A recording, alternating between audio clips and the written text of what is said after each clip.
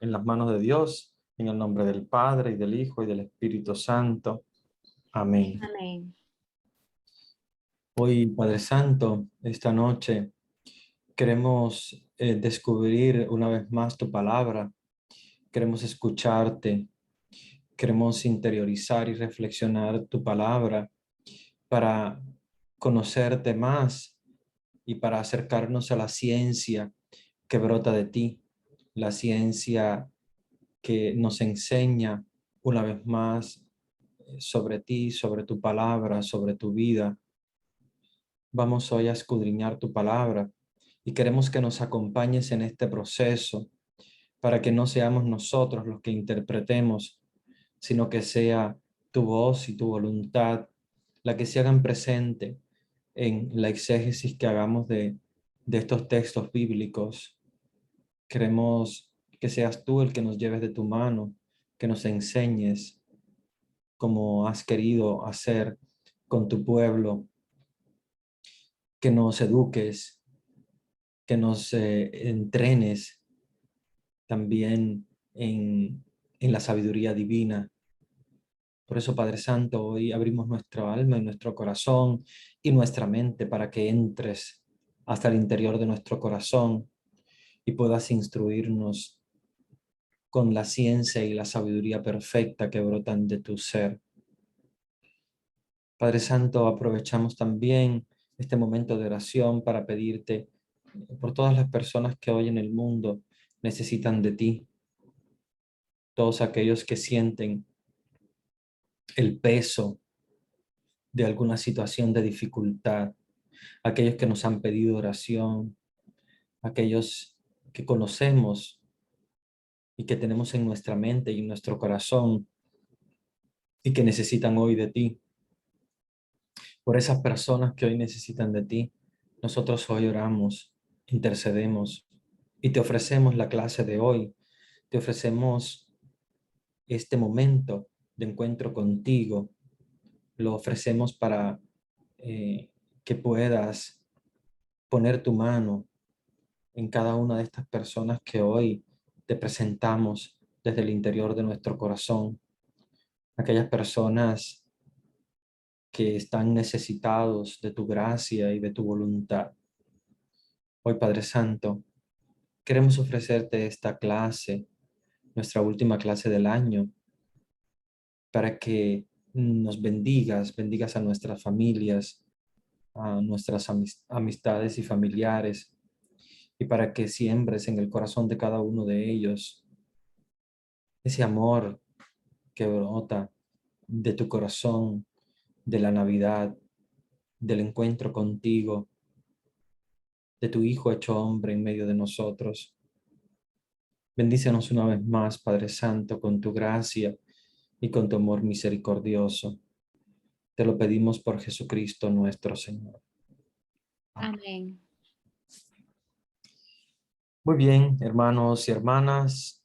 Hoy es nuestra última clase. Al final de la clase vamos a darles ya, pues, más específico el anuncio de cómo vamos a seguir más adelante, toda la sorpresa que tenemos para ustedes en lo que se nos viene, ¿verdad? Por delante, que son momentos de gracia, eh, eh, momentos importantes, ¿verdad? De desarrollo intelectual, de conocimiento de Dios. Así que al final vamos a darles el aviso de cómo vamos a proseguir como grupo, pero en cuanto a lo que es nuestro estudio de la Biblia, del Nuevo Testamento, hoy vamos a culminar con el estudio del Apocalipsis.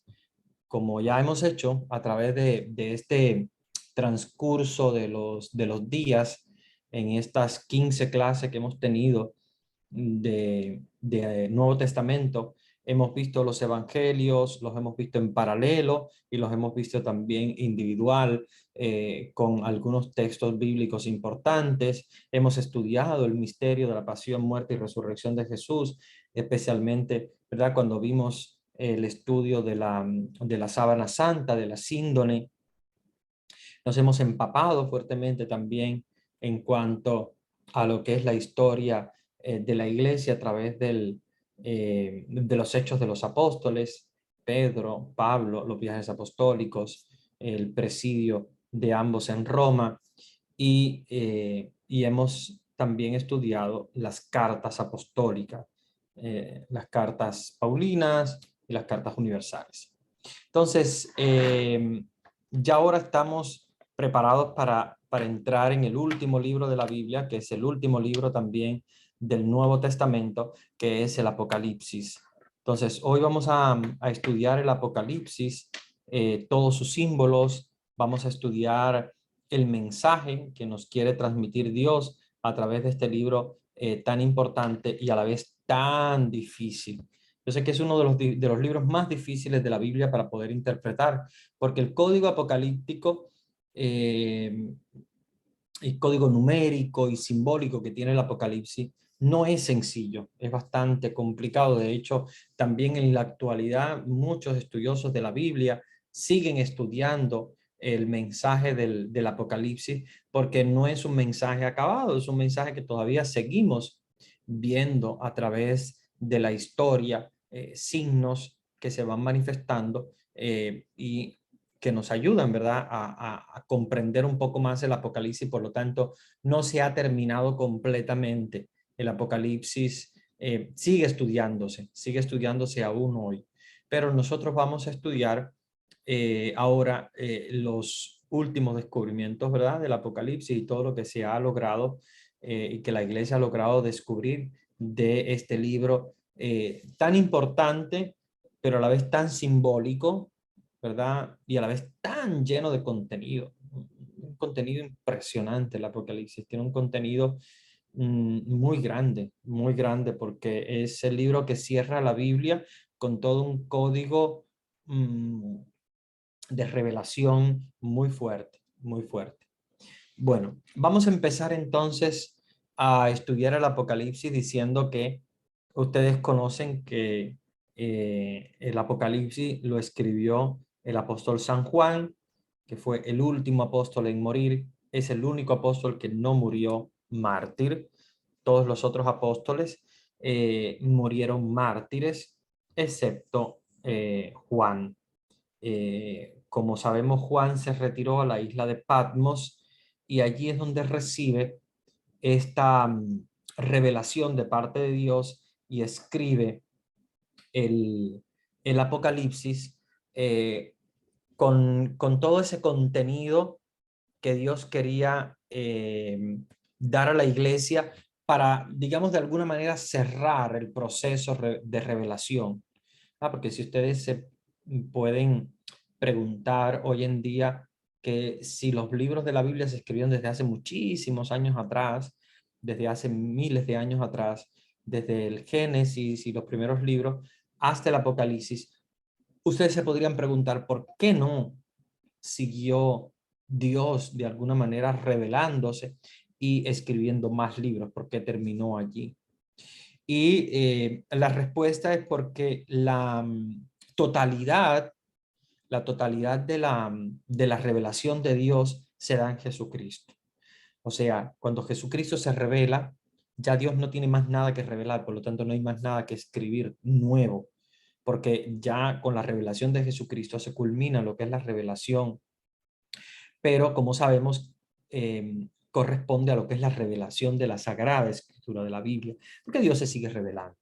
Como sabemos, Dios sigue revelándose a través de profetas modernos de la actualidad. Dios sigue revelándose a través del Papa, que es el sucesor de San Pedro y por lo tanto es la cabeza de la iglesia. Se sigue revelando también a través de personas, no solamente ungidos, no solamente ministros, sacerdotes, diáconos, obispos, etcétera, sino también de laicos. Sabemos que constantemente hay una revelación de parte de la Santísima Virgen María en las apariciones. Sabemos que incluso en la actualidad todavía hay revelaciones que están, digamos, intactas, todavía siguen en camino. Hay algunas que ya han terminado, como por ejemplo la revelación de la Virgen de Lourdes, porque bueno, tuvo un momento determinado en la historia y cerró la revelación. Y por lo tanto es una de las advocaciones más internacional, más universal de toda la Iglesia Católica. La de Lourdes, la de Fátima, la de Guadalupe, y son revelaciones de la Santísima Virgen María que tuvieron lugar en un momento determinado. Sin embargo, hay revelaciones de la Santísima Virgen María que todavía siguen actuales, en el sentido que todavía sigue revelándose, como por ejemplo los mensajes de Medjugorje, de la Virgen de Medjugorje. Por eso la Iglesia todavía, en cuanto a Medjugorje, no da una respuesta, digamos, ya oficial, de la Iglesia Universal, porque es una revelación que todavía sigue llegando mensaje, y por lo tanto la Iglesia tiene que hacer un proceso para poder oficializar todo eso, o sea, de comprenderlo, de estudiarlo a fondo y tal. Entonces, sí que obviamente estamos en ese proceso. Por eso la Iglesia no se ha pronunciado oficialmente en cuanto a Medjugorje, porque es una revelación que todavía sigue en la actualidad.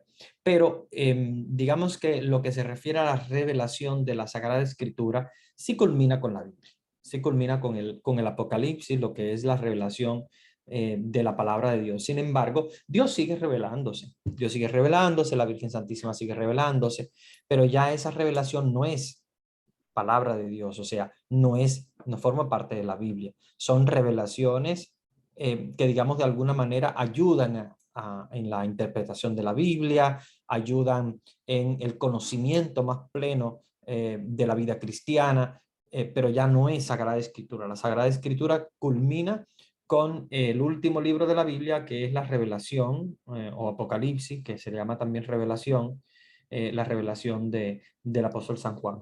Por lo tanto, revelación como palabra de Dios y como Sagrada Escritura, el Apocalipsis es la última revelación. Sin embargo, la Iglesia sigue escuchando la revelación de Dios, porque cada vez que el Papa habla ex cátedra en materia de fe y moral, y esto es algo que ustedes deben siempre tener presente, el Papa lo hace de modo infalible.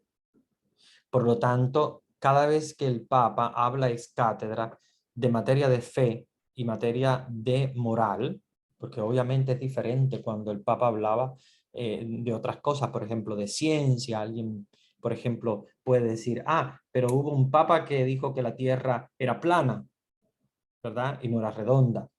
Pero eso no es materia de fe y moral.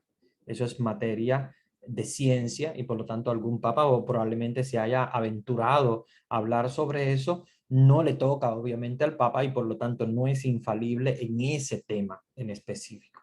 Entonces, el dogma de la infalibilidad pontificia, aquí me estoy adentrando en un tema de eclesiología, no debo entrarme, pero bueno, solamente una pincelada para que ustedes conozcan de eclesiología. El tema de la infalibilidad pontificia, que el Papa es infalible, y cuando me refiero a infalible quiere decir que no se equivoca, es cuando habla de fe y moral ex cátedra, ¿no? Entonces, ex cátedra, porque obviamente ustedes saben que él hereda lo que es la cátedra de San Pedro. Cuando se habla de cátedra, es la silla de San Pedro, que es obviamente la sede. Obviamente no es una silla físicamente, sino que es la sede de San Pedro. La cátedra es la sede, la silla donde se sentaba San Pedro, y por lo tanto el Papa hereda como sucesor de San Pedro esa sede apostólica, digamos, ¿no? Entonces, por eso se dice ex cátedra, porque es desde la cátedra de San Pedro. Bien, entonces, sin más preámbulo, vamos a comenzar a hablar sobre el Apocalipsis. Si hay algunas dudas o algo, pueden ir comentando en el chat. Así al final vamos a ir viendo la duda, los comentarios, las preguntas, o lo que quieran ustedes compartir en el chat. Pero ahora sí voy a comenzar a ver el Apocalipsis poco a poco, para que vayamos viendo los aspectos que son importantes y que vayamos viéndolo, ¿verdad? Poco a poco, uno detrás de los otros, lo que son toda la revelación simbólica del Apocalipsis y cómo interpretar esta simbología. ¿Ve? Entonces, vamos a empezar con el capítulo 1 y vamos a ir al versículo 12. Vamos a ir al versículo 12 del Apocalipsis, capítulo 1, versículo 12, dice: me volví a ver qué voz era la que me hablaba, y al volverme vi 7 candelabros de oro, y en medio de los candelabros como a un hijo de hombre, vestido de una túnica talar, ceñido al talle, o sea, estaba tallado, estaba exacto, tal cual, con un ceñidor de oro, ¿verdad? El ceñidor es el que le aprieta, ¿no? De alguna manera, y es de oro en la túnica. Su cabeza y sus cabellos eran blancos como lana blanca, como la nieve, sus ojos como llamas de fuego. Sus pies parecían de metal precioso, acrisolado en el horno, su voz como voz de grandes aguas. Tenía en su mano derecha 7 estrellas, y de su boca salía una espada aguda de 2 filos, y su rostro, como el sol, brillaba con toda su fuerza. Nos está hablando de alguien al cual el evangelista San Juan llama el Hijo del Hombre. El Hijo del Hombre. El Hijo del Hombre, como sabemos, se refiere al Mesías, ¿verdad? Jesús. Jesús, que está en medio de 7 candelabros, que son la iglesia. Recordemos aquí la simbología de los 7 sacramentos. Eh, la simbología del 7 es muy propia, no solo del Apocalipsis, sino de toda la Biblia entera. Recuérdense que el 7 tiene una simbología muy importante. El 7 es la combinación entre 4 y 3.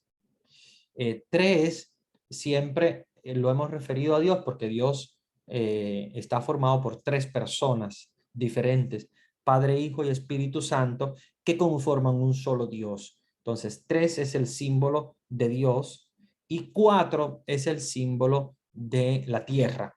Por eso los puntos cardinales, norte, sur, este y oeste, el 4 es el símbolo de la tierra. De hecho, después en el Apocalipsis, no ahora, sino más adelante, vamos a hablar de los 4 vivientes, ¿verdad? Que después tienen una simbología muy interesante con los 4 evangelios. Pero me quiero quedar solamente con esto de los 4 vivientes, porque son el signo de la tierra, o sea, de la humanidad. Entonces, cuando Dios y la humanidad se juntan, dan esa perfección.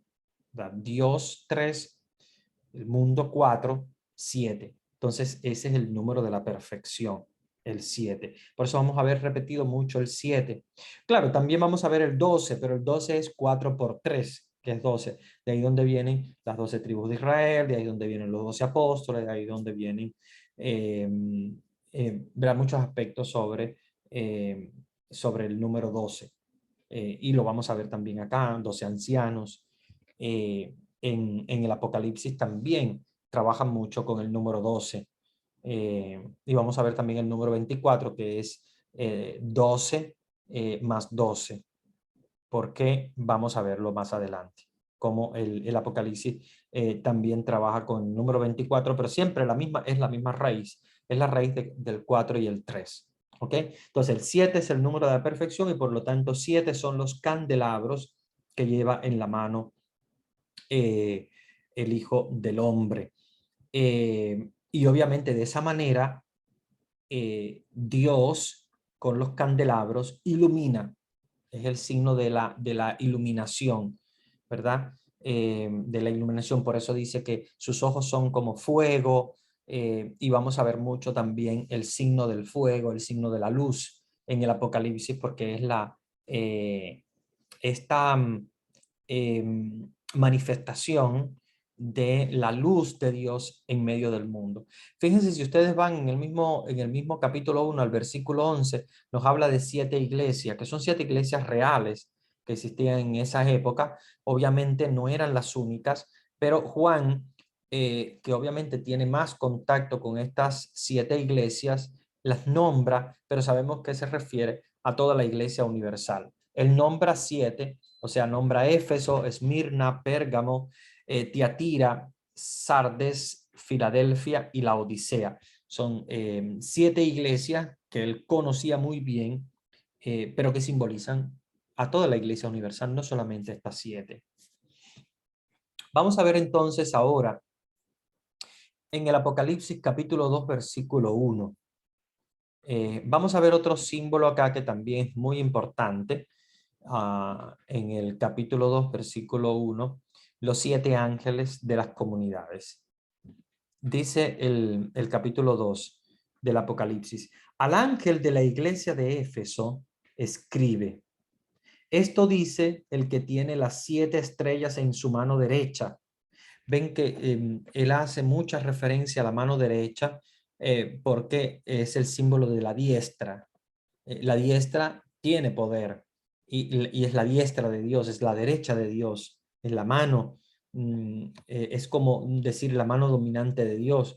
No porque Dios tiene nada en contra de nosotros los zurdos, yo soy zurdo, pero recuérdese que todo en la Biblia es muy simbólico.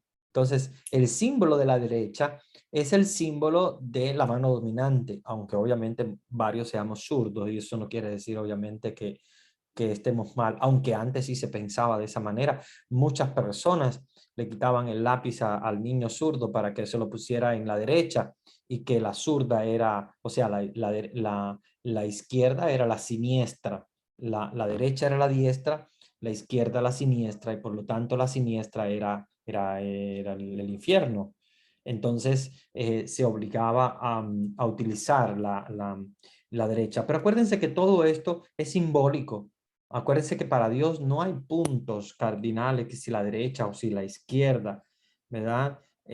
Para Dios no existe en cuanto a materialidad un sitio determinado de derecha o de izquierda. En el Evangelio lo vamos a ver mucho. Le dijo a aquellos de la derecha, vengan a mí, etcétera, etcétera, aquellos de la izquierda, apartados de mí, etcétera. Acuérdense el Evangelio, ¿verdad?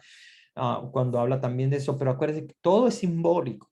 O sea, la izquierda no está hablando de la izquierda, de nuestra mano izquierda como tal, sino que está hablando de ese lugar, o sea, para hacer esa dicotomía, de ese lugar de perdición, a diferencia del lugar de la salvación que se le llama la diestra o la derecha, ¿verdad? Entonces, tiene 7 estrellas en su mano derecha, el que camina entre los 7 candeleros de oro. O sea, estos candeleros, estos candelabros de oro simbolizan la iglesia, ¿verdad? Son la luz en medio de la oscuridad, la iglesia en medio de la oscuridad.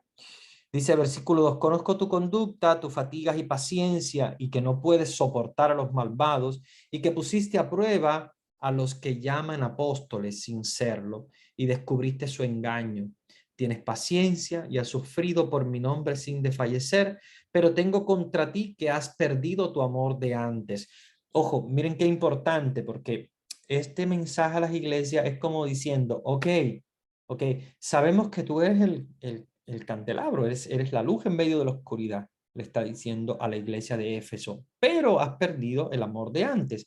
O sea, que de alguna manera sí estás en Dios, sí tienes a Dios contigo, pero te has apartado, te has alejado de él, y aquí es la huella del pecado, obviamente, también en la iglesia.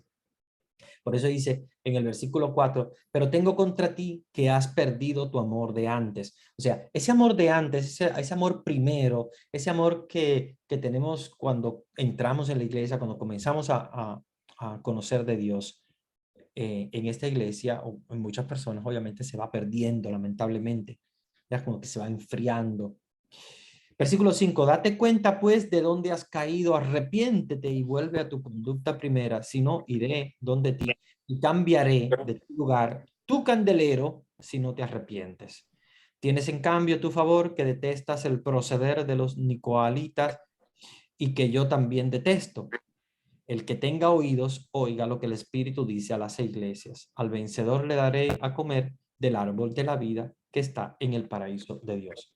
Fíjense cómo eh, el mensaje a las iglesias no es un mensaje del apóstol San Juan en ese momento histórico a esa iglesia de Éfeso, sino que es un mensaje universal. Acuérdense que el Apocalipsis es un mensaje universal, un mensaje incluso actual para nosotros también el día de hoy.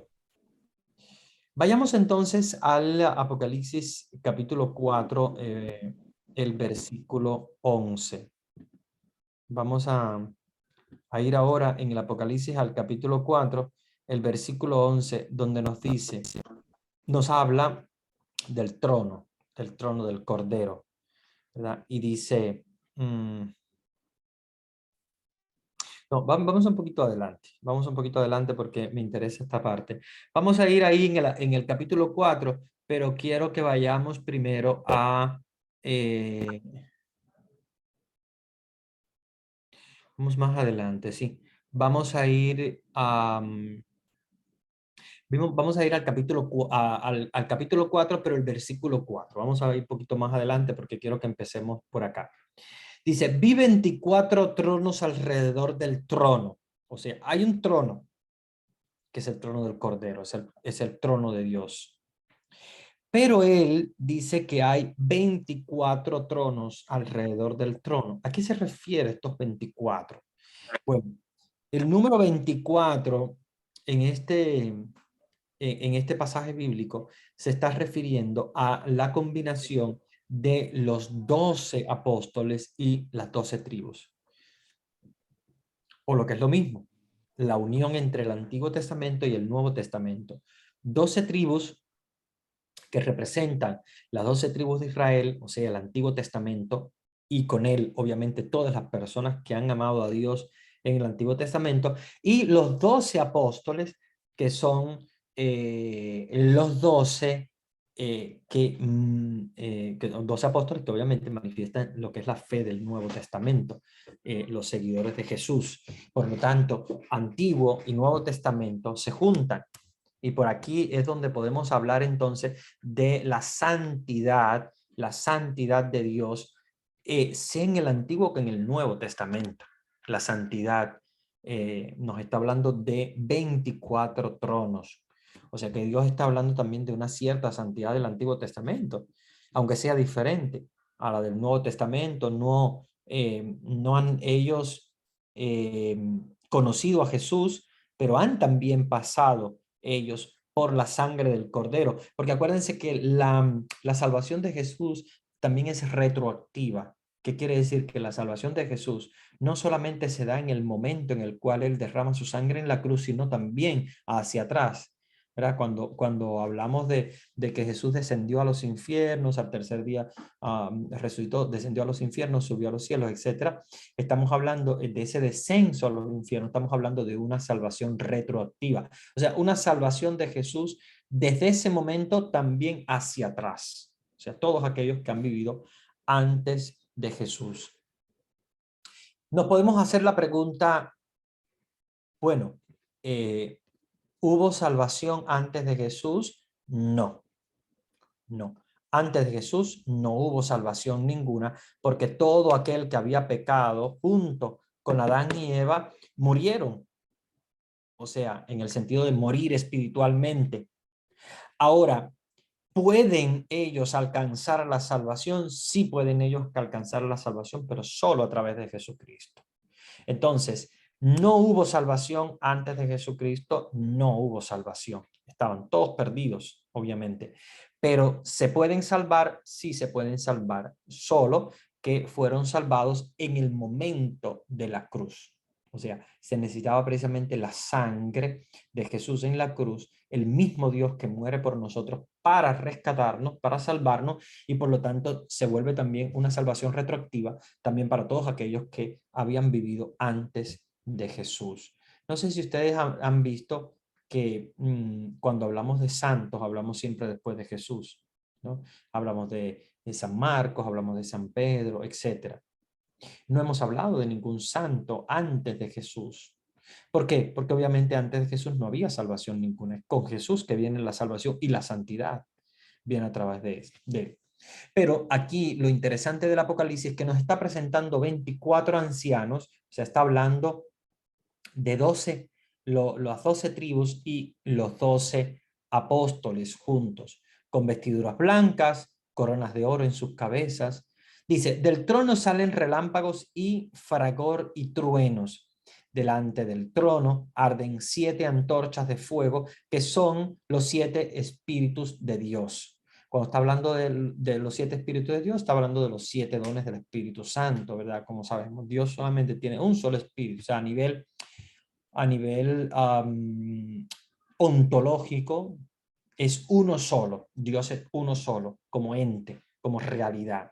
Pero tiene 7 dones que, ¿verdad? Los conocemos muy bien, siempre lo aprendemos incluso cuando vamos a estudiar la confirmación, ¿verdad? Y lo aprendemos muchas veces de memoria. Sabiduría, entendimiento, consejo, fortaleza, ciencia, piedad y temor de Dios, que son los 7 dones del Espíritu Santo, que se manifiestan a través de estas antorchas de fuego. Delante del trono, como un mar transparente, semejante al cristal, en medio del trono y en torno al trono, 4 vivientes llenos de ojo por delante y por detrás. Y ahora quiero detenerme porque creo que es muy importante que podamos entender esto.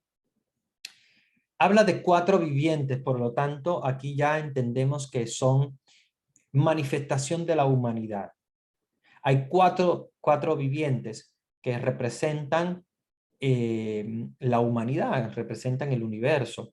La Tierra, ¿verdad? Como ustedes saben, se divide en 4 puntos cardinales, por lo tanto, en 4 dimensiones hay 4 vivientes que se manifiestan en este Apocalipsis. Y San Juan dice, uno es como un león, el otro es como un novillo, el tercer viviente tiene rostro como de hombre, el cuarto viviente es como un águila en vuelo. Y aquí,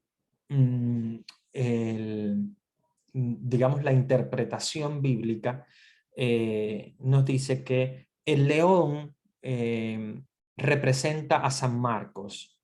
¿Por qué? Porque el Evangelio comienza hablando de San Juan Bautista, que clama en el desierto, es como un león, es la voz fuerte de un león, como un animal fuerte que manifiesta la voz del profeta.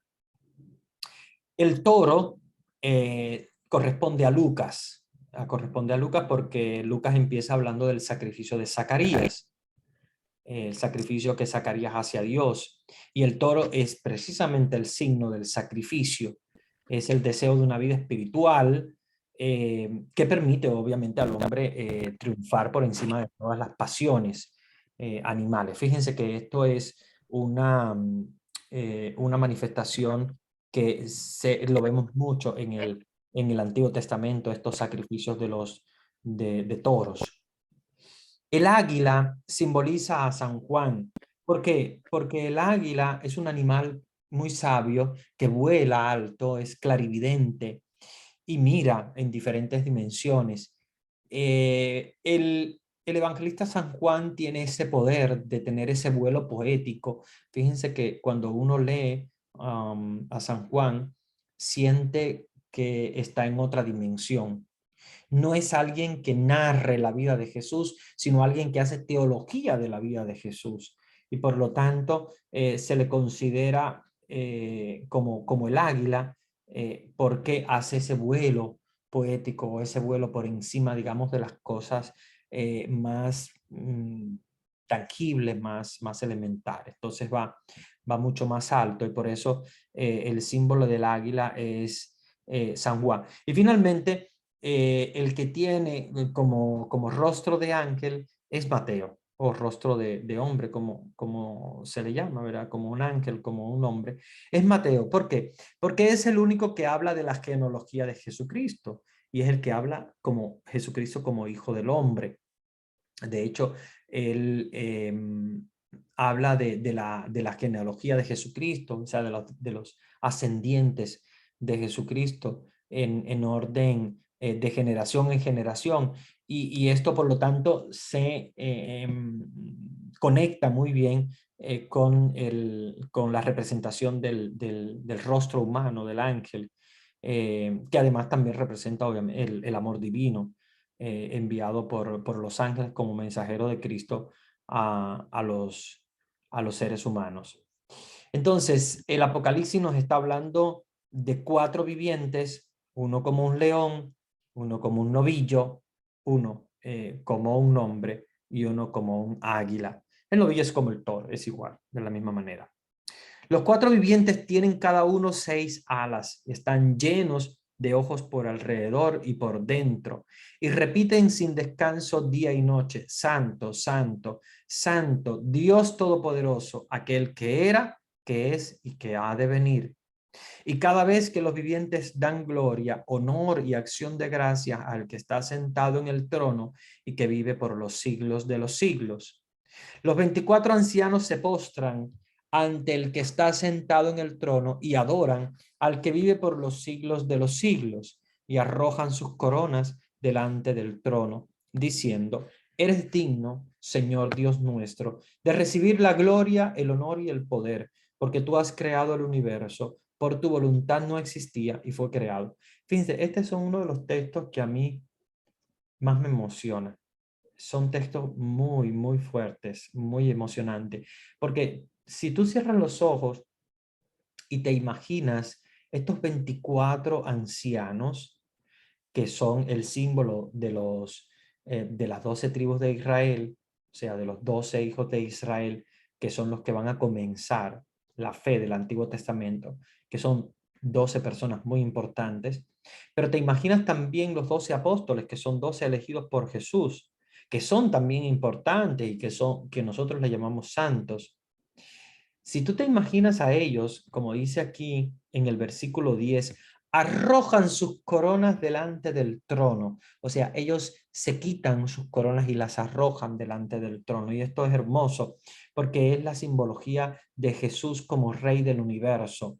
Ellos 24 se quitan sus coronas a pesar de que sean gente muy importante y que nosotros consideramos como personas importantes. Delante de Jesús ellos se quitan la corona porque reconocen que Jesús es el rey. Las arrojan delante del trono de Dios y dicen: eres digno, Señor Dios nuestro, de recibir la gloria, el honor y el poder, porque tú has creado el universo, por tu voluntad no existía y fue creado. Vean qué simbología hermosa de ese trono de Dios que, que nos habla de la plenitud del reinado de Dios. La palabra trono de por sí aparece más de 40 veces. Nos dice que el trono está en el cielo, que está encima de la tierra, que es el lugar, que es la sede de Dios, que revela su presencia y su grandeza como dueño y señor del universo. Y te imaginas estos 24 ancianos arrojando sus coronas delante del trono, o sea, reconociendo que Jesús es el rey del universo y de la historia. Desde ese trono Dios libera al hombre. Desde ese trono Dios enjuicia también al mundo, que recordemos que hay un juicio universal, que es el juicio de cada uno de nosotros, dependiendo de nuestra fe, de nuestras obras. Y nos imaginamos ese trono como el esplendor de la gloria de Dios. Un trono que es de misericordia, un trono que es de amor, un trono que es de quien realmente merece el honor, la gloria y el poder, como dice el cántico del Apocalipsis de los ancianos, ¿verdad? Tú eres el único digno, el digno de recibir el honor, la gloria y el poder por los siglos de los siglos. Después vamos a ir al Apocalipsis en el capítulo 5. Vamos a ver otra simbología interesante del Apocalipsis. Busquemos el capítulo 5 del Apocalipsis y vamos a leer a partir del el versículo 6. Dice: entonces vi de pie en medio del trono y de los 4 vivientes. Recordemos, los 4 vivientes simbolizan a toda la humanidad, pero el símbolo son los 4 evangelistas. Dice: y de los ancianos, o sea, de los 24 ancianos que nos está hablando anteriormente, un cordero, dice, un cordero como degollado, tenía 7 cuernos y 7 ojos, que son los 7 espíritus de Dios enviados a toda la tierra. Entonces nos está hablando del Cordero de Dios, nos está repitiendo de nuevo el número 7 como signo de la perfección de Dios. Y se acercó y tomó el libro de la mano derecha del que está sentado en el trono. Fíjense, se acercó, tomó el libro de la mano derecha del que está sentado en el trono. Se supone que el que está sentado en el trono es Dios Padre, el Cordero es Dios Hijo. Toma el libro, que es el libro de la vida. Dice, cuando lo tomó, los 4 vivientes y los 24 ancianos se postraron delante del Cordero. Ese es el momento de adoración. Tenía cada uno una cítara. Ustedes saben cuál es la cítara, ¿no? Es una especie de arpa, solo que el arpa es completamente abierta, la cítara es más parecida a una guitarra porque tiene también una acústica como la de la guitarra para poder, digamos, de alguna manera hacer más fuerte el sonido. El arpa es abierta, son puras cuerdas. La cítara tiene cuerdas, pero tiene también una cobertura que es parecida a la de una guitarra, para hacer acústica de los tonos, del sonido. Entonces dice, tomaron la cítara y las copas de oro llenas de perfume, que son las oraciones de los santos, y cantan un cántico nuevo diciendo, eres digno de tomar el libro y abrir sus sellos. O sea, es un libro que es el libro de la vida donde está escrito todo, y está sellado. O sea, tiene sellos. ¿Por qué tiene sellos? Porque el único que es digno de abrir este libro de la vida es el Cordero, o sea, es el Hijo de Dios. Estamos refiriendo a Jesucristo. Abre entonces el libro de la vida, dice, abrir sus sellos, porque fuiste degollado y compraste para Dios con tu sangre hombres de toda raza, lengua, pueblo y nación. O sea, Él es digno, porque obviamente Él es el Cordero que ha sido degollado, y ha comprado con su sangre la salvación. Y has hecho para ellos, para nuestro Dios, un reino de sacerdotes y reinan sobre la tierra. Y en la visión oí la voz de la multitud de ángeles alrededor del trono, de los vivientes y de los ancianos. Su número eran miríades de miríades y millares de millares, y decían con voz fuerte, digno es el Cordero degollado de recibir el poder, la riqueza, la sabiduría, la fuerza, el honor, la gloria y la alabanza. Y toda criatura del cielo y de la tierra, y de debajo de la tierra y del mar, y todo lo que hay en ellos, oí que respondían, al que está sentado en el trono y al Cordero, alabanza, honor, gloria y potencia por los siglos de los siglos. Y los 4 vivientes decían, amén. Y los ancianos se postraron para adorar. Fíjense qué imagen tan hermosa. Esta es una de las imágenes del Apocalipsis más hermosa, donde se nos está mostrando el esplendor de la adoración, el esplendor de la adoración. Estas voces que aclamaban a Dios como el Cordero degollado, el único digno de recibir el poder, el honor, la gloria, la alabanza. Las criaturas del cielo, las que están encima, las que están debajo, todos alaban al Señor. Y ellos decían que el Cordero debe recibir esta alabanza, este honor, esta gloria por los siglos de los siglos. Y los 4 vivientes dijeron amén. Es que los 4 vivientes, acuérdense que nos representan también a todos nosotros, ¿verdad? A todos los vivientes. Entonces, el libro representa la historia, es la vida. Está cerrado con 7 sellos o 7 candados que significan que no podemos comprender su sentido. Nosotros no podemos entender lo que está escrito ahí adentro, no sabemos. Para nosotros es desconocido, por eso está sellado. Pero el Cordero, que es Jesús, es el siervo de Dios, es el Señor de la historia, Él sí logra abrir los sellos y revelar el contenido. ¿Por qué? Porque Jesús es el revelador, Jesús es el que nos revela lo que está escrito. Y entonces con su muerte, con su resurrección, Jesús nos explica precisamente el contenido del libro de la vida. Vamos a ir al Apocalipsis capítulo 6. Busquemos el capítulo 6 y vamos a ir a partir del versículo 1. Y seguí viendo cuando el Cordero abrió el primero de los 7 sellos, oí al primero de los 4 vivientes que decían como voz de trueno, ven.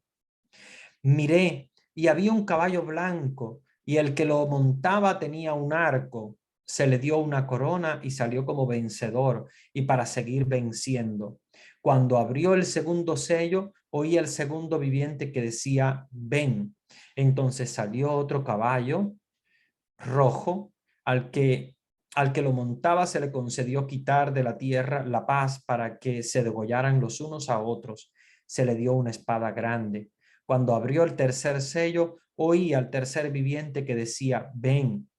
Miré entonces y había un caballo negro. El que lo montaba tenía en la mano una balanza y oí como una voz en medio de los 4 vivientes que decían, 1 litro de trigo por denario, 3 litros de cebada por 1 denario, pero no causes daño al aceite y al vino.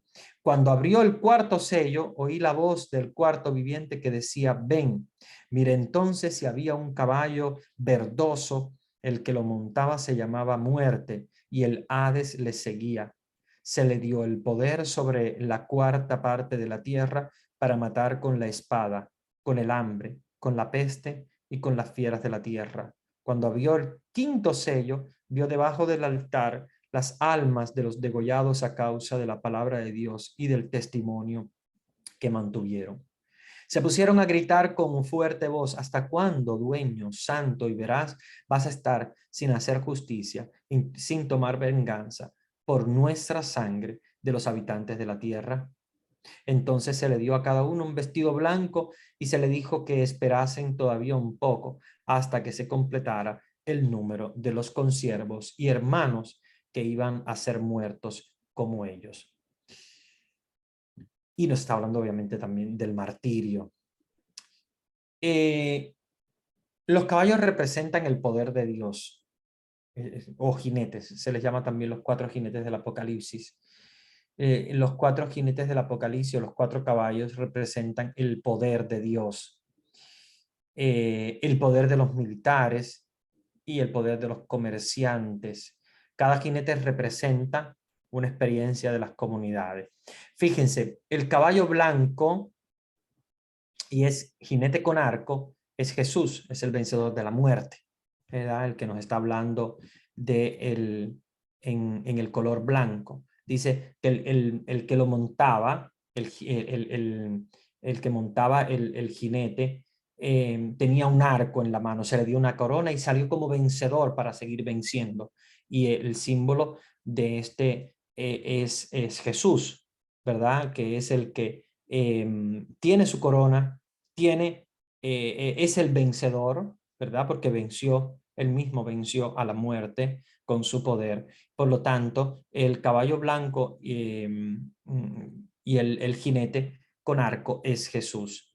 El caballo rojo, que es el jinete que trae una espada, es la violencia y la guerra, ¿verdad? Nos está hablando acá, incluso precisamente si nosotros hacemos también exégesis de los colores, el color blanco simboliza a Jesús, porque es la santidad. Sin embargo, el caballo rojo, que es un jinete que tiene una espada, el rojo es el símbolo de la sangre, es el símbolo de la violencia. Dice, al que lo montaba se le concedió quitar de la tierra la paz para que se degollaran unos a otros. Se le dio una espada grande. Entonces, es el signo de la violencia. O sea, la violencia que impera en la tierra es ese caballo rojo que, digamos, la tentación del demonio, pero la violencia en la tierra que da el poder, da al demonio para que los hombres se maten unos a los otros. Entonces, el caballo rojo y el jinete con la espada es el signo de la violencia y de las guerras, que como ustedes saben, es un signo también del apocalipsis y del fin de los tiempos. El caballo negro, que es el siguiente caballo, que trae un jinete con balanza, con una balanza, es el signo de el comercio, es el signo de esa relación de economía. Cuando habla de negro, y de hecho nosotros muchas veces cuando decimos el mercado negro, ¿verdad? Cuando hay algo que es, que es algo que no es oficial, el negro simboliza esa parte de la economía que sabemos que obviamente es muchas veces injusticia. Dice, se le dio una balanza. En realidad la balanza es el signo de la justicia, pero muchas veces la justicia es ciega, en el sentido de que esa balanza muchas veces no está de un modo, digamos, balanceado, justo, no es muchas veces justo.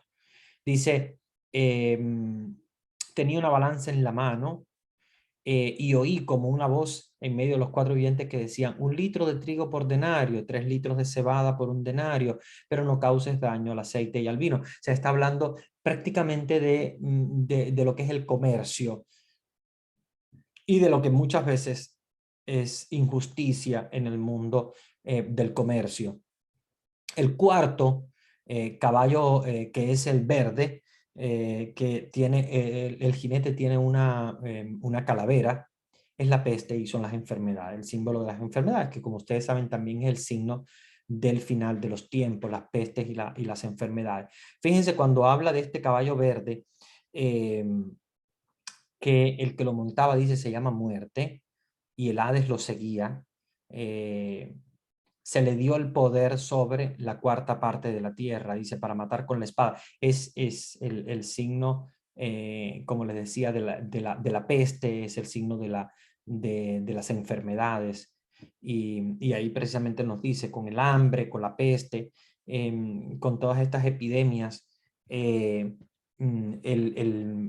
cuarto jinete se va a manifestar como digamos, como el que da la muerte en la tierra. ¿Y qué es lo que hacen los vivientes, los que están esperando allá? Dice, cuando se abrió precisamente el último sello, dice, ¿hasta cuándo, Dios santo y verás, vas a estar sin hacer justicia? O sea, ¿hasta cuándo va a ser ya el fin de los tiempos? Porque el cuarto jinete es el último.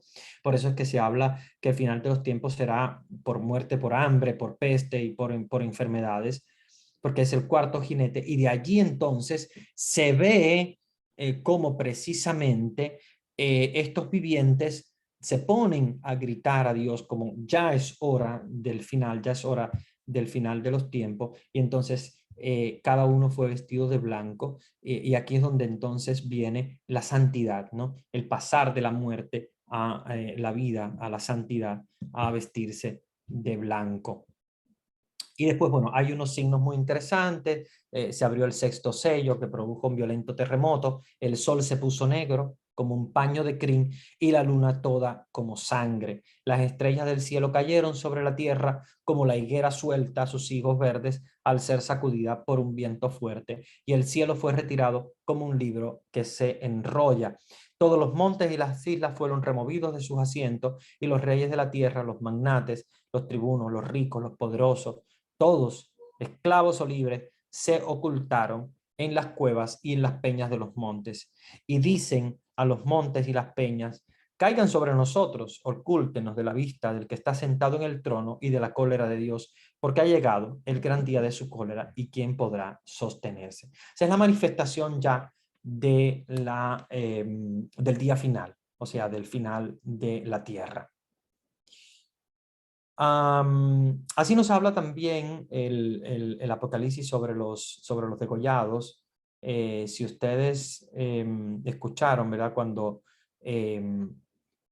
leí el versículo, ahí mismo en el mismo capítulo 6, en el versículo 9, cuando habla de se abrió el quinto sello y vio debajo del altar las almas de los degollados a causa de la palabra de Dios y del testimonio que mantuvieron, está hablando de los mártires, los que han sido degollados, los que sufren persecución por dar el testimonio. Vayamos entonces al Apocalipsis 6, a partir del versículo Apocalipsis 6, a ver un momentito, 6:12. 6:12. Exactamente, cuando se abrió. Pero, bueno, esa parte ya la leímos. Quiero entonces irme directamente al Apocalipsis, el capítulo 7, ¿verdad? Que nos habla de los 144.000 sellados. Nos dice el Apocalipsis capítulo 7, después de esto vi a 4 ángeles de pie en los 4 extremos de la tierra, o sea, siempre está haciendo referencia a los 4 extremos, como ustedes saben, norte, sur, este y oeste, que son los puntos cardinales de la tierra. Los 4 extremos de la tierra, dice, estos ángeles sujetaban a 4 vientos de la tierra, para que no soplara el viento ni sobre la tierra, ni sobre el mar, ni sobre ningún árbol. Luego vi otro ángel que subía del oriente y tenía el sello de Dios vivo y gritó con voz fuerte a los 4 ángeles a quienes se había encomendado causar daño a la tierra: no causéis daño ni a la tierra, ni al mar, ni a los árboles, hasta que marquemos con sello la frente de los siervos de nuestro Dios. O sea, está hablando de que vamos a esperar a marcar con el sello en la frente a los que han sido redimidos por el Cordero, o sea, a los salvados, para que entonces después sí, ya en la tierra lo que va a existir es como la perdición, el demonio, como le decía, o sea, el infierno. Y dice en el versículo 4, oí el número de los marcados con el sello, 144.000 sellados, de todas las tribus de los hijos de Israel. Cuando habla de 144.000, ustedes saben que el 144 es la multiplicación de 12 por 12. Por lo tanto, si ya 12 es el símbolo de las tribus de Israel, o sea, el símbolo de todos aquellos que se habían convertido a Dios, el símbolo también de los 12 apóstoles, 12 por 12 dan como resultado 144, pero 1000 para ellos ya es algo sumamente grande. Obviamente para nosotros no es nada, pero para ellos en esa época sí es algo grande. Por lo tanto, el símbolo 1000 es como que las tribus, pero multiplicadas por casi infinito.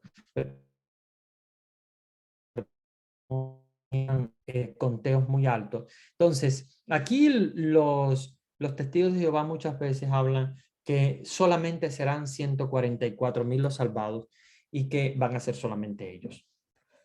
Obvio que habrá, pienso yo, mucho más de 144.000 testigos de Jehová en el mundo. Obvio que los hay. Mucho más a pesar de la secta que no es muy grande. Sin embargo, a través de todos los tiempos y de todos los años ha habido mucho más de 144.000. Por lo tanto, esa no es una exégesis real. No son 144.000, sino que son mucho más. Y si ustedes van al versículo 9, porque este es el problema muchas veces con los testigos de Jehová, se quedan solamente al versículo 4, donde habla de los 144.000. Si ustedes van en el capítulo 7 al versículo 9, dice, después miré que había una muchedumbre inmensa que nadie podría contar, de toda nación, razas, pueblos, lenguas, de pie delante del trono y del Cordero, vestidos con vestiduras blancas y con palmas en sus manos, y gritan con voz fuerte, la salvación es de nuestro Dios, que está sentado en el trono, y del Cordero. Entonces, este símbolo de 144.000 es obviamente la totalidad del pueblo. Es 12 por 12 por 1000. O sea, 12 que son las tribus de Israel, 12 apóstoles por 1000. Y luego incluso se ve que hay un conteo que es increíblemente grande, que dice una muchedumbre incontable de toda raza, lengua, pueblo o nación, que también ellos estaban vestidos de blanco y también llevaban la palma. Acuérdense que el símbolo de la palma, que nosotros lo vemos también en muchos santos, ¿verdad?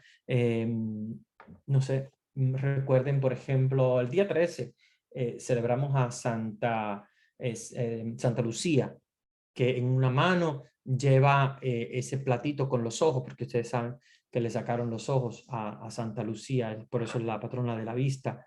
Pero en su otra mano lleva una palma. Y otros santos más, generalmente mártires, la mayoría de ellos llevaban una palma en la mano. La palma es el signo de la victoria. Recuérdense que con palmas recibieron a Jesús el domingo de Ramos. Es el signo de la victoria del Cordero de Dios.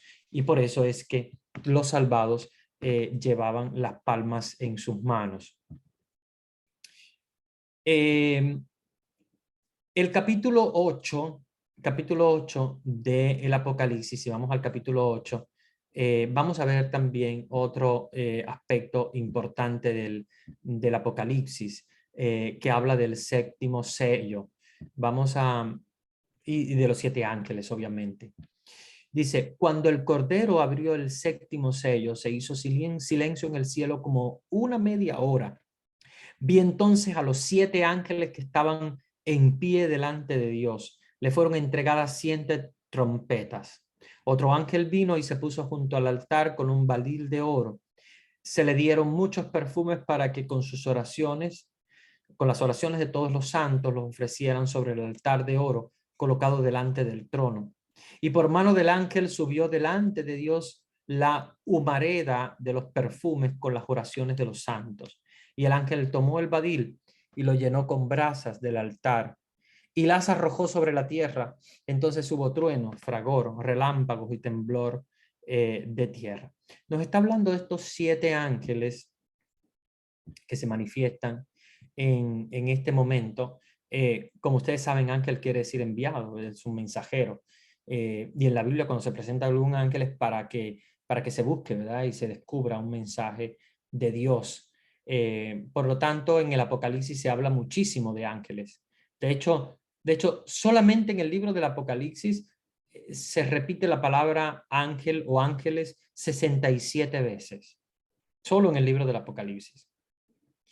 Precisamente porque el oficio del ángel es el de ser mensajero. Ángel es un mensajero, es un revelador de Dios. Y por lo tanto puede representar también el mensaje de Dios y el mensaje de Jesucristo a las naciones. En el Antiguo Testamento también vemos mensajes de los ángeles. Recordemos el pasaje de Génesis 3, que aparece ya un ángel en Tobías también, en el Éxodo, en Daniel, aparece varias veces el ángel. Entonces, los ángeles son mensajeros de Dios, son 7 porque obviamente es el número perfecto, y estas trompetas son las que anuncian el fin, son las que anuncian el final de los tiempos. De hecho, cuando ustedes van al Apocalipsis 8:6, o sea, capítulo 8, versículo 6, cuando dice los 7 ángeles de las 7 trompetas se dispusieron a tocar. Tocó el primero, y bueno, ahí nos está hablando sobre qué es lo que pasa cuando tocan las trompetas los ángeles. Ahí dice que fue arrojado al mar, algo como una enorme montaña ardiendo. Nos dice también que cayó el cielo, una estrella grande. Nos está hablando de signos físicos que suceden con el toque de las trompetas de los ángeles, porque es el anuncio del fin, ¿verdad? De la materialidad, del fin de los tiempos. Si nosotros vamos al Apocalipsis 11, vamos a ver este signo que es muy poco hablado, pero también es muy importante. En el Apocalipsis 11, vamos a ver, desde el versículo 1, vamos a hablar de los 2 testigos. Esto lo hablamos muy poco, pero también es muy importante. Fíjense, dice, luego me fue dada una caña de medir parecida a una vara, diciéndome, levántate y mide el santuario de Dios y el altar, y a los que adoran en él. El patio exterior del santuario déjalo aparte, no lo midas, porque ha sido entregado a los gentiles que pisotearán la ciudad santa 42 meses. Pero haré que mis 2 testigos profeticen durante 1260 días cubiertos de sayal. Ellos son los 2 olivos y los 2 candeleros que están en pie delante del Señor de la tierra. Si alguien pretendiera hacerles mal, saldría fuego de su boca y devoraría a sus enemigos. Si alguien pretendería hacerles mal, así tendría que morir. Nos está hablando de estos 2 testigos que representan como símbolo a Moisés y a Elías. Recuérdense que nos está hablando acá ya del Antiguo Testamento, nos está hablando de 2 testigos que se hacen presente y que van a medir precisamente el santuario de Dios, el templo. y que van a recorrer la ciudad santa, que es Jerusalén.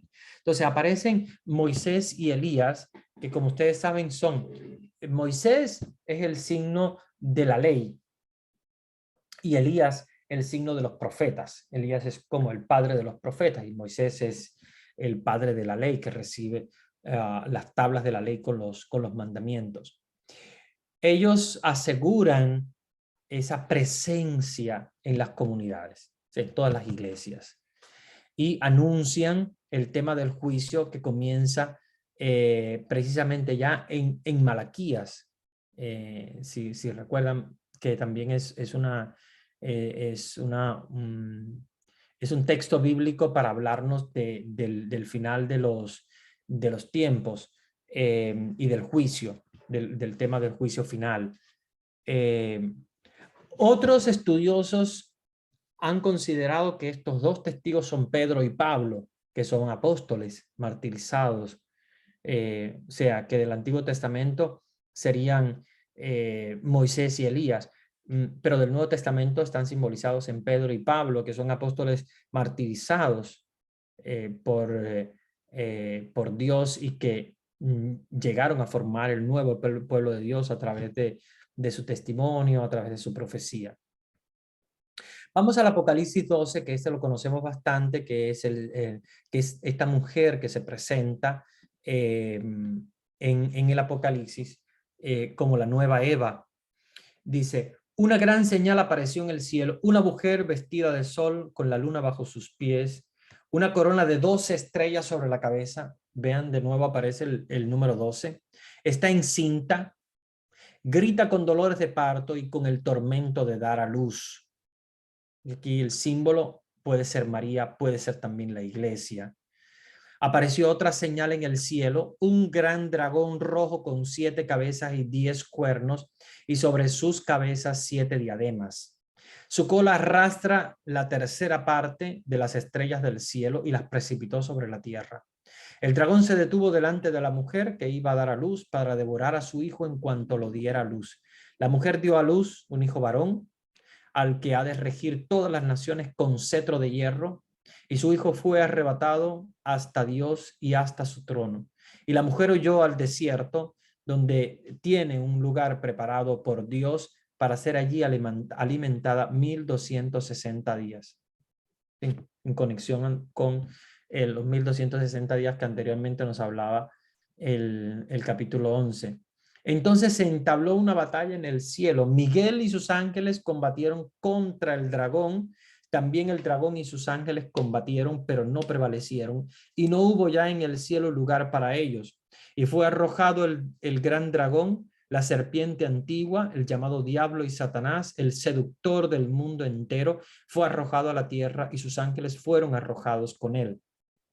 Oí entonces una voz fuerte que decía en el cielo, ahora ya ha llegado la salvación, el poder y el reinado de nuestro Dios, la potestad de su Cristo, porque ha sido arrojado el acusador de nuestros hermanos, el que los acusaba día y noche delante de Dios. El acusador es porque es el tentador, porque los acusa ante Dios. Mira lo que ha hecho.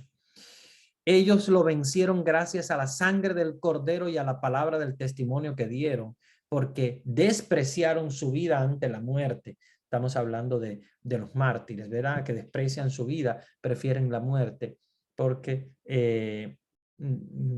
¿verdad? Testimonian la palabra de Dios. Por eso regocíjense cielos y los que están en ellos, ay de la tierra y del mar, porque el diablo ha bajado donde ustedes con gran furor, sabiendo que le queda poco tiempo.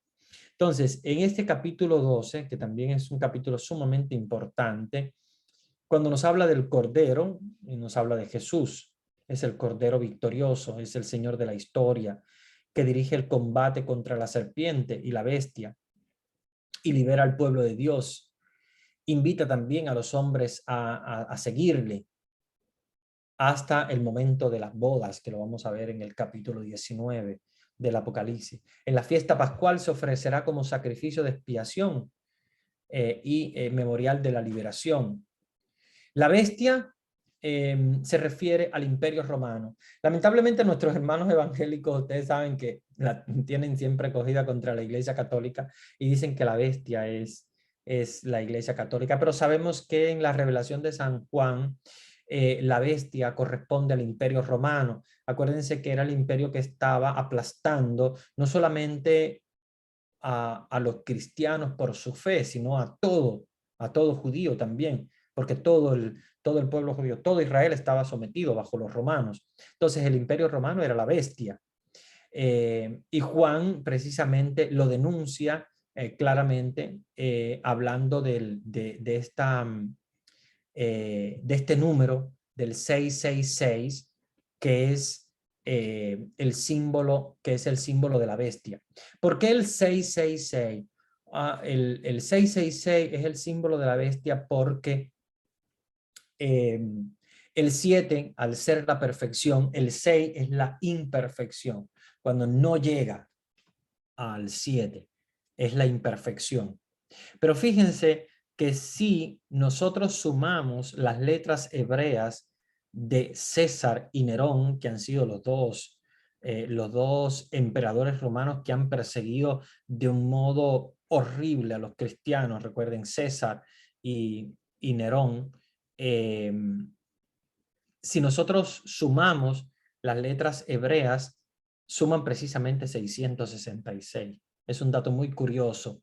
Entonces, la suma del número 666 no solamente es que el 6 es el número de la imperfección porque no llega a ser 7, que es la perfección, sino también simboliza al Imperio Romano, simboliza a esta persecución sangrienta que va a vivir todo la cristiandad, excepto Juan, porque estaba en la isla de Patmos y le dio la oportunidad de Dios de escribir este hermoso libro del Apocalipsis, pero también hubiese muerto Juan por la persecución, como murió Pedro, Pablo, Andrés, Santiago y todos los apóstoles. Entonces, la bestia es el imperio que está al servicio del mal y está ligada precisamente al culto de otros dioses que eran los dioses romanos, que son falsos profetas, y de la cual, ¿verdad? Nosotros tenemos ahora mismo la historicidad, ¿verdad? El conocimiento histórico de lo que ha pasado con los cristianos, ¿verdad? Bajo el imperio de César y de Nerón, estos dos emperadores romanos que fueron sangrientos. Y bueno, se recuerdan Nerón, que fue el que quemó Roma y le echó las culpas a los cristianos precisamente para poder acabar con ellos y matarlos. Y él mismo habiéndole pegado candela a la ciudad de Roma en el año 64. El Hijo del Hombre, que se nos aparece en el Apocalipsis capítulo 14, representa a Jesús. Jesús que viene a juzgar, ¿verdad? Y a poner fin al sufrimiento de las comunidades cristianas. Entonces es la visión de Jesús vencedor que tiene en su mano una hoz. Recuérdense que la hoz es la que usaban para cegar y por lo tanto, y también la vemos en los evangelios, cuando se hace la cosecha del trigo y dividir el trigo de la cizaña. Por eso Jesús tiene en sus manos la hoz para poder cortar el trigo bueno y eliminar la cizaña y recoger el trigo, ¿verdad? Que es el pueblo de Dios, los creyentes. Voy a ir un poquito más rápido porque no quiero que el tiempo se me termine antes de completar los símbolos. Pero si vamos al Apocalipsis sin leerlos, solamente vamos a los signos. En el Apocalipsis 15, el versículo 7, nos habla de las 7 plagas, que son las plagas precisamente contra el imperio. Dios le da una oportunidad al imperio romano para convertirse, que obviamente después se va a convertir. Muy interesante la conversión del emperador Constantino y su santa madre, Santa Elena, que después cuando estudiemos historia de la iglesia veremos mucho de lo que hace Santa Elena por los cristianos y por el pueblo de Dios en el reinado del emperador Constantino, que fue el primer emperador cristiano. Pero antes de Constantino, pues el imperio romano fue súper sangriento contra los cristianos. Entonces, cuando nos habla precisamente de estas 7 plagas, nos habla de las plagas contra el imperio como una llamada a la conversión. Nos está hablando de también de las plagas de Egipto, con las cuales Yahvé liberó a su pueblo de la esclavitud y del sufrimiento, y serán las plagas que también Dios utilizará para liberar a su pueblo en la actualidad. Después el Apocalipsis 17 nos habla de esa famosa prostituta que todos conocemos, que siempre dicen, bueno, no solamente la bestia, sino la prostituta. Lamentablemente también hermanos evangélicos a veces por ir en contra muchas veces de la Iglesia Católica, nosotros no lo hacemos con ellos de esa manera, pero ellos sí, lamentablemente muchas veces lo hacen y entonces hablan de la Iglesia Católica como la prostituta. Pero sabemos que la explicación de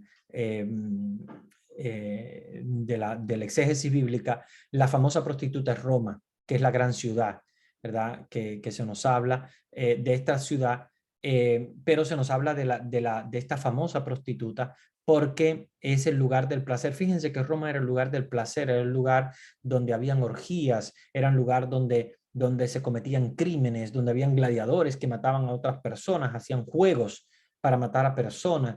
Y Roma se estaba convirtiendo en una capital no solamente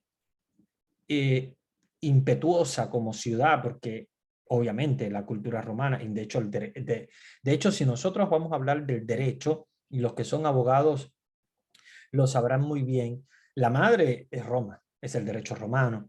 Fue muy esplendorosa, muy buena en muchas cosas, como cultura, como deporte, como derecho, el derecho romano, como arquitectura, también el estilo románico. Muy esplendorosa en muchas cosas y muy positiva, pero muy negativa también en otras. Como por ejemplo, fue capital de los placeres, de orgías que se hacían precisamente en estos, ¿cómo se llaman? Los lugares donde iban a tomar baños de vapor, los romanos, y habían orgías. Roma se convirtió precisamente en esta prostituta de la cual habla San Juan en el Apocalipsis capítulo 17, porque esta ciudad de Roma era capital de todo lo que era la maldad. Obviamente, después, bueno, hubo la conversión, como le decía, con el emperador Constantino, pero eso fue hasta después de 300 años. Estamos hablando de 300 años después sucedió esta conversión. Por eso es que el evangelista San Juan la llama la prostituta, porque en aquella época sí realmente era una ciudad que era capital de todo lo peor, de todo lo más malo. Y luego se nos habla del Apocalipsis 18, de la caída de Babilonia. Babilonia es la ciudad de Roma, que era la capital del imperio. Obviamente antes el imperio babilónico era muy fuerte y por lo tanto cuando habla San Juan de la Babilonia habla de un esplendor muy grande. Sin embargo, ya para esta época ya no es tanto Babilonia, sino que él tiene Babilonia en su mente como la capital grande del imperio, pero ya no es Babilonia capital de un imperio grande, sino que lo va a ser Roma. Por eso es que también cuando habla de la caída de Babilonia es la caída del imperio romano. Precisamente él lo anuncia cuando luego va a venir la decadencia del imperio romano de Occidente y luego más tarde el imperio romano de Oriente. Pero bueno, sí, se da una caída muy interesante porque es profetizada en el Apocalipsis. Eh, y el evangelista nos anuncia esta caída de Babilonia con cantos, con gritos de alegría de los mártires, porque precisamente en la conversión los mártires van a disminuir, porque obviamente ya Roma no va a perseguir a los cristianos y por eso es esa gran clamor de los mártires, pero fíjense que en 300 años murieron muchos, muchos mártires. Se anuncia esta caída, ¿verdad? A través de cantos, de gritos, de júbilo. Y Dios entonces coloca en un lugar alto, un lugar preponderante a los cristianos, narrando, ¿verdad? La caída de esta Babilonia, que es la ciudad de la ciudad de Roma. Luego en el Apocalipsis 19 se nos habla del jinete y de la serpiente, cuando ya anteriormente habíamos hablado del jinete del caballo blanco, que es Jesús, que ejecuta esa sentencia del juicio, y que en este capítulo 19 aparece castigando a la bestia, que es el Imperio Romano con todos sus seguidores. Y después en el Apocalipsis, el capítulo 20, versículo 10, se nos habla que se le encadena al diablo para siempre. O sea, se le aparta completamente ya del poder de la tierra, de los seres humanos, y la muerte es vencida. Y al final, pues triunfa la vida, que es la vida en abundancia, de la cual nos habla Juan 10:10. Juan 10:10, he venido para que tengan vida y la tengan en abundancia, dice Jesús. Entonces, se vence completamente a la serpiente, al demonio, y se vence a la muerte. Entonces comienza la vida eterna. En el capítulo 21 se nos habla del árbol de la vida, o sea, vuelve a retomar de nuevo este árbol de la vida, que era el árbol del Génesis, que simboliza el cielo nuevo y la tierra nueva, que es la plenitud. Es el árbol del cual Dios sí le dijo a Adán y a Eva: sí, aquí pueden comer. El árbol del cual no deberían comer es del árbol de la ciencia y del bien y del mal, sin embargo, del árbol de la vida sí. Y es el árbol que ellos rechazaron. Sin embargo, este es el árbol de la vida que simboliza ese cielo nuevo y esa plenitud del futuro. Entonces, vamos a ver después en el capítulo 21 unos símbolos muy interesantes: una nueva creación, un nuevo paraíso, una nueva alianza, una nueva organización, una nueva ciudad en Apocalipsis 21:2, un nuevo pueblo y un nuevo sentido. Luego vamos a ver los colores en el capítulo 20 del Apocalipsis. Cuando se nos habla de los colores: el rojo, que simboliza la violencia, la guerra; el negro, que revela algo mal, algo de muerte, algo de enfermedad, algo de pestilencia; el verde, que es como la pudrición, la peste, símbolo de lo verde; el púrpura, que evoca la riqueza, la majestad, el reinado; el blanco, que revela la victoria, la pureza, la fidelidad, la eternidad, la santidad; el amarillo, que simboliza siempre el metal precioso, ¿verdad? El oro; y el azul, que revela la serenidad y la armonía del mar y del cielo, ¿verdad? Con los colores del mar del mar y del cielo. Y estos colores son muy usados en el Apocalipsis, desde el capítulo 1 hasta el final, ¿verdad? Como vemos. Los símbolos de los números, los símbolos numéricos, es importante que lo entendamos. Ya les he hablado más o menos de algunos, pero acuérdense que el número 3 simboliza a Dios, la perfección, Padre, Hijo y Espíritu Santo. Igualmente también el número 7. El número 3,5, del cual habla de 3 años y medio, es la mitad de 7, que indica la imperfección. Es como la brevedad, es como el tiempo medible. El 7 es la infinidad del tiempo. Sin embargo, el 3,5 es como el símbolo de algo que es medible en el tiempo. Se nos habla también del 10 como un número completo, pero no es un número ilimitado. Se nos habla así de los 10, sabemos los 10 mandamientos, etc. Se nos habla del 24, como les comentaba, que 2 veces 12. Se nos habla también del número 42, 3 años y medio, por lo que comparte el significado de 3 y medio. Y en ese sentido también viene el número 666 como un número de imperfección, de fracaso; 1000, que es el signo de la multitud; 1260, que son 3 años y medio, que es el tiempo de la tribulación y de la prueba. Acuérdense que es un tiempo determinado, no es un tiempo para siempre. El tiempo de la prueba del cual nos habla, que dice 1260 días, son 3 años y medio, que es la mitad de 7, por lo tanto no es la eternidad, es un tiempo determinado.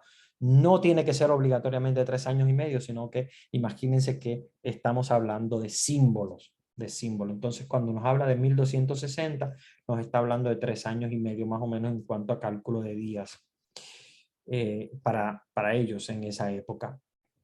Se nos habla también de los 4 seres vivientes que ya les he hablado anteriormente. Se nos habla también de terremotos, de trueno, de oscurecimiento del sol, de la luna que sangra, de plagas, y recordemos que son signos, signos del final.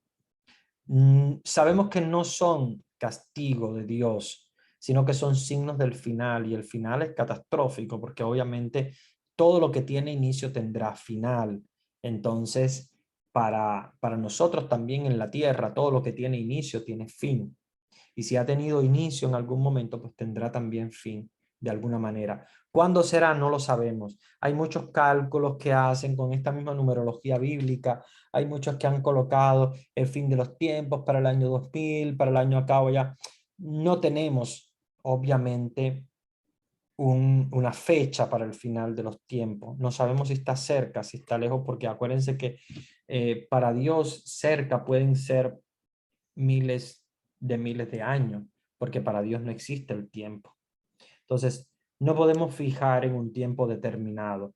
Sabemos que va a pasar, va a venir el final, pero no sabemos cuándo. Sí sabemos que van a haber signos, y los signos son precisamente estos signos de catástrofe que nosotros vemos narrados en el Apocalipsis. Se nos habla de terremotos, se nos habla de fuego, se nos habla por lo tanto, volcanes, se nos habla también de manifestaciones en el cielo, en las estrellas, y todas estas manifestaciones físicas de alguna manera nos anuncian de que ya llega el momento. Pero nosotros los cristianos tenemos que tener ante esto la conciencia de que estamos en las manos de Dios, y por lo tanto nosotros vamos a contemplar el rostro de Dios. No es que el final sea una catástrofe para nosotros los cristianos, sino que para nosotros el final debe ser el encuentro feliz con Dios, el encuentro con Él finalmente. Bueno, creo que he hablado mucho, pero bueno, quería terminar toda la simbología del Apocalipsis. No quería quedarme con nada, porque es sumamente interesante esto del Apocalipsis, los símbolos que aparecen, la numerología, las apariciones, los signos, ¿verdad? De personas o de cosas o de animales, porque siempre lo leemos y a veces no nos damos cuenta de qué cosa es o a qué simbolizan. Y bueno, es interesante que hayamos hecho esta reflexión el día de hoy. Ahora tenemos unos minutitos para poder hacer algunas preguntas, algunos comentarios, antes de que cerremos la clase de hoy y antes de que vayamos a los avisos, porque tenemos avisos muy, muy, muy emocionantes y muy interesantes para el día de hoy. Bueno, veo que en el chat no han colocado absolutamente nada, por lo tanto allí no tenemos preguntas, así que si alguien quiere, puede abrir su micrófono, puede hacer un comentario, puede hacer alguna pregunta, manifestar alguna duda o algo que quiera hacer en estos minutitos que nos quedan antes de que demos los avisos y la bendición. Padre, por favor, quisiera que un poco nos ilustre sobre la simbología, ¿no? Que ahí pues nos deja un suspenso total. Por Sí. favor, un poquito esa parte quisiera que nos amplíes. Ajá, pero ¿cuál simbología en específico? En este caso sería de los numerología, Ujú. ¿no? De personas, Sí, signos, sobre todo numerología. Cuando dice numerología. 1200 números, pues, que son positivos, negativos. Ya. esa parte, ¿no? Sí, les voy a hablar entonces de los de los números, la numerología del Apocalipsis para que nos quede claro cuáles son los números que aparecen y cuál es el sentido. Miren, cuando nos habla de 3, sabemos que es Dios y obviamente es un número perfecto, es un número bueno porque nos habla de Dios Padre, Hijo y Espíritu Santo, es 3. Cuando nos habla del 3,5, sin embargo, es un número de imperfección, pero no es imperfección malo como el 6. El 6 sí es malo, porque el 6 es imperfección. Sin embargo, el 3,5 no. El 3,5 es imperfección, pero es porque es símbolo de un tiempo breve, un tiempo corto. Cuando habla de 3,5, que es la mitad de 7. 3,5, acuérdense que es la mitad de 7. Entonces se nos habla muchas veces de 3,5, de 3 años y medio, o lo que es lo mismo, 1260 días, que es lo mismo, equivale igual a 3 años y medio, precisamente para el conteo de ellos, 1260 días son 3 años y medio, por lo tanto es lo mismo. Cuando vemos que colocan 3 años y medio, o que coloquen 1260 días, lo mismo. Está hablando de plagas, está hablando de momento de la prueba, pero es un momento determinado, es un momento corto. O sea, no nos está hablando de un momento largo, sino que nos está hablando de momento corto. Por eso es que es el símbolo de la mitad de 7, 3,5, ¿verdad? Que es lo mismo que 1260 días. Entonces, cuando ustedes vean que está escrito 3 años y medio, piensen, es una época corta.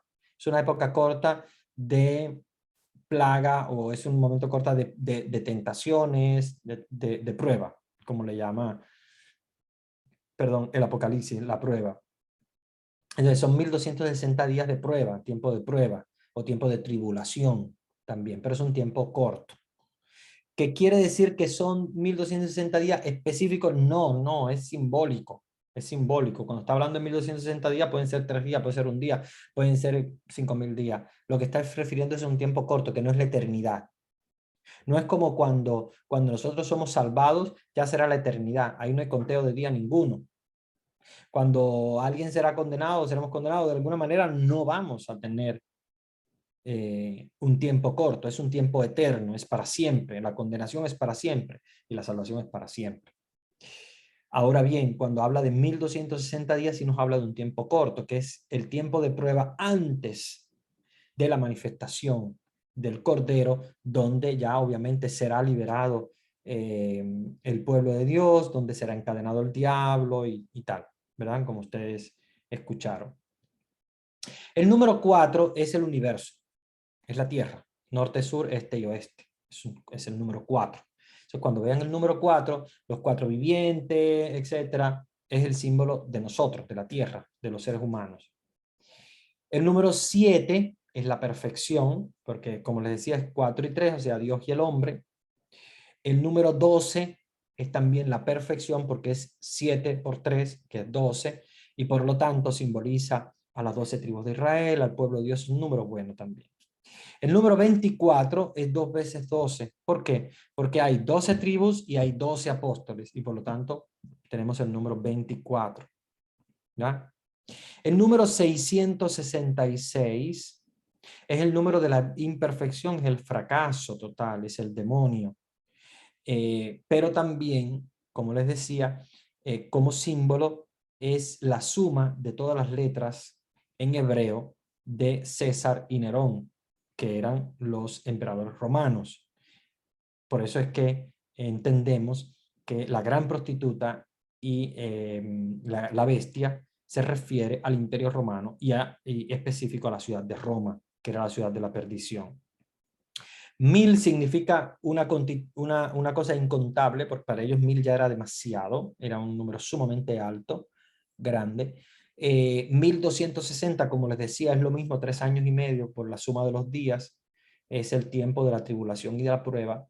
144, cuando habla de 144,000, es 12 por 12, o sea, 12 tribus por 12 apóstoles, por lo tanto, infinito, Antiguo y Nuevo Testamento, por 1000, que ya significa una cantidad incontable, una cantidad grande. O sea, 144,000 es un número incontables que representan, pero esto es importante, a las 12 tribus de Israel y al pueblo de Dios, de los apóstoles, o sea, los que hemos sido nosotros, ¿verdad? Que hemos adquirido la fe a través de las tribus de Israel y de los apóstoles en modo específico.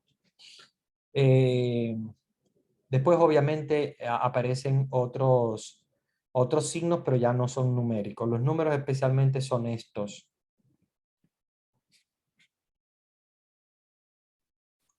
Muchas gracias, Padre.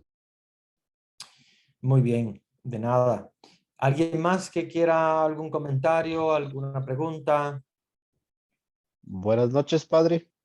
Buenas Yo noches. tengo una pregunta. Sí. Cuando usted leyó el capítulo 12 del Apocalipsis, dijo que se refería a María o a la iglesia. Solo un pequeño comentario diría yo que si se refería a la iglesia, pero la iglesia no pudo parir un hijo. Y en el capítulo 12 dice que la mujer va a tener un hijo y que va a gobernar al mundo con cetro de hierro. Es mi comentario, padre, para que me explique eso. Sí, sí.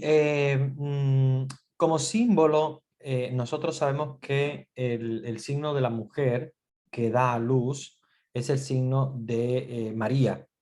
Pero acuérdense que en el Vaticano II, María es signo de la iglesia también, porque es la madre de la iglesia. Y por lo tanto, cuando habla de las bodas del Cordero, porque acuérdense que luego habla de la mujer y las bodas con el Cordero, que el Cordero es Jesús, es la iglesia la que se casa con Jesús, obviamente no es María.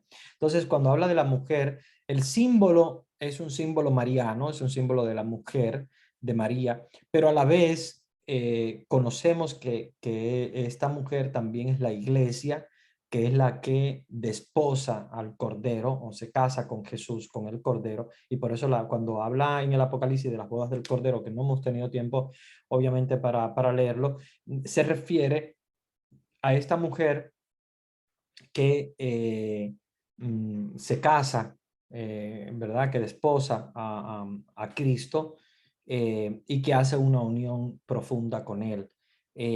Cuando habla del parto, del hijo, que es un hijo varón que rige las naciones con cetro de hierro, se refiere obviamente a Jesús. Entonces, la mujer que es María, que es madre de la iglesia y que representa a la iglesia, porque acuérdense que representa a los creyentes. María es la primera creyente, la primera que dice, he aquí la esclava del Señor, hágase según tu palabra, y es la que representa a la iglesia universal. Da luz a Jesús, que es el rey universal, pero a la vez esta mujer que es la iglesia desposa al Cordero, o sea, hace las bodas del Cordero y se casa con él.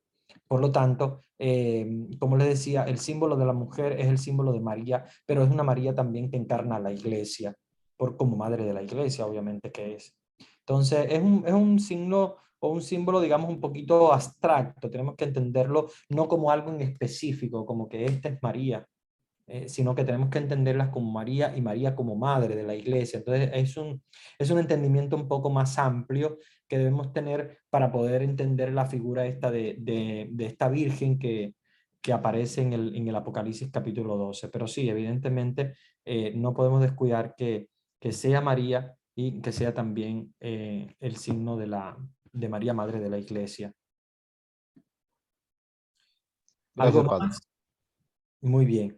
Gracias por tu pregunta. No sé si hay algo más. Si no, vamos a dar entonces la bendición y los avisos. Vanesita, no sé si ya estás preparada, porque así ya damos la bendición y damos los avisos para que la vayan a dormir. Ok, sí, ya está Padrecito Benjamín ahí. Hoy está el padrecito Buenas Benjamín. noches, ¿qué tal? Acabo de entrar. ¿Qué tal, padre Humberto? ¿Qué tal? Muy bien. Benjamín, ¿cómo Hola, buenas estás? noches. Súper Buenas noches, contento. padrecito. Buenas noches, Valentina. Buenas noches. Buenas noches, Paquita, wow, Padrecito. María Elena. Hola, ¿cómo está? ¿Cómo están? ¿Cómo han pasado? Qué alegría. Hola Pedro, desde Lima, Perú. Wow. Qué alegría. Aquí igualmente recibe mi saludo, Padre Benjamín. Qué alegría. Qué ¿Cómo gusto de estás? saludarle y verle. Lo mismo, lo mismo. Wow, Rudy Escobar. Wow, sí, creo que le conozco a Rudy. Están todos. ¿Cómo estás, hijo? Qué alegría. ¿Y qué tal? Wow, qué dedicación de estudiantes. Me he quedado sorprendido. Hay muchos estudiantes muy, muy buenos. Sí. Hola, Vanesita, ¿qué tal? Hola, Buenas noches. ¿Cómo está? padrecito. Buenas noches. Buenas noches.